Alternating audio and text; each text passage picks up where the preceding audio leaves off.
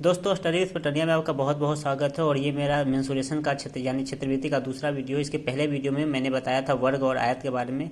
और अगर आपने मेरा वो वीडियो नहीं देखा है तो पहले उस वीडियो को जाकर देख ले, उसके बाद इस वीडियो को देखें। तो चलिए देर ना करते हुए मैं वीडियो को शुरू करता हूँ। तो ये वीडियो मैंने बेसिकली बनाया है त्रिभुज के बारे में। तो त्रिभुज को हम लोग दो पार्ट में कैटेगराइज करके पढ़ेंगे। पहला है त्रिभुज जो होता है भुजा के आधार पे क्या होता है और कोण के आधार पे क्या होता है। तो चलिए मैं बताता हूँ। त्रिभुज को भुजा के आधार पे अगर हम लोग बांटते हैं तो इसे तीन पार्ट में बांटते हैं। पहला विषमबाहु त्रिभुज होता है, दूसरा समद्विबाहु त्रिभुज होता है और तीसरा समबाहु त्रिभुज होता है। विषमबाहु त्रिभुज वैसे त्रिभुज को कहते हैं जिसकी कोई भुजा आपस में बराबर नहीं होती। जैसे आप ये देख सकते हैं, ये भुजा ए है, ये भुजा बी है और ये भुजा सी है, तो इसमें कोई भुजा एक दूसरे के बराबर नहीं है। दूसरा त्रिभुज होता है समद्विबाहु त्रिभुज, जिसकी दो भुजा आपस में बराबर होती है और एक भुजा बराबर नहीं होती है। जैसे यहाँ पे ये ए है, ये भी ए है और ये बी है। तीसरा त्रिभुज होता है समबाहु त्रिभुज, जिसका तीनों भुजा आपस में बराबर होता है। जैसे कि आप देख सकते हैं, ये ए और ये भी ए है। तो ये तीनों त्रिभुज के बारे में आप लोगों ने जाना।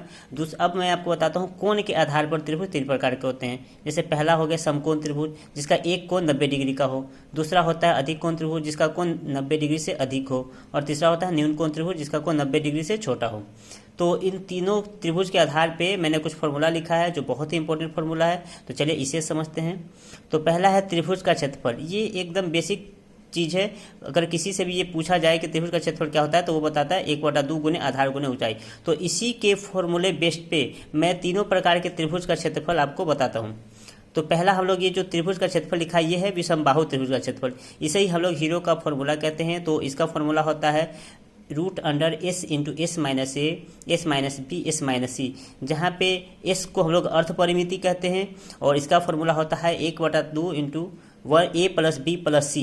ए प्लस बी प्लस सी कहने का मतलब हुआ कि ये जो तीनों भुजा है ए बी और सी, इसको ऐड करना है और 2 से डिवाइड देना है। यही यहाँ पे मैंने लिखा है जहाँ ए बी सी त्रिभुज की भुजा है।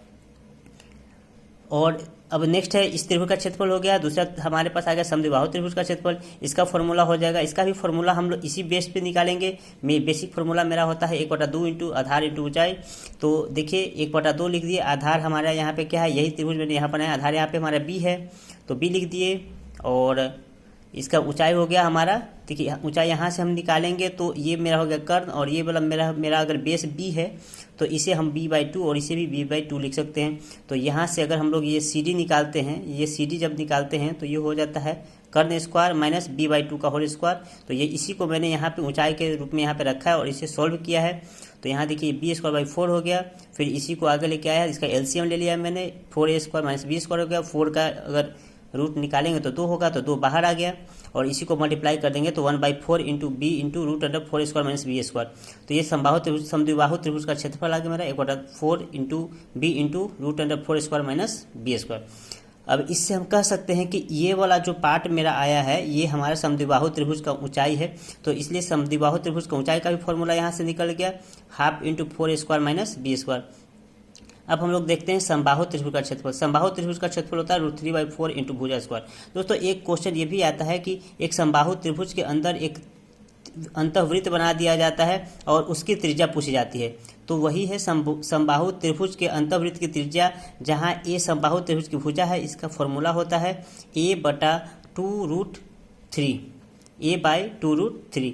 और एक ऐसा भी क्वेश्चन आता है कि एक समबाहु त्रिभुज बना दिया जाता है, उसके बाहर एक वृत्त बना दिया जाता है। उस केस में अगर हमसे त्रिज्या पूछी जाएगी तो उसका फॉर्मूला हो जाएगा a/2√3।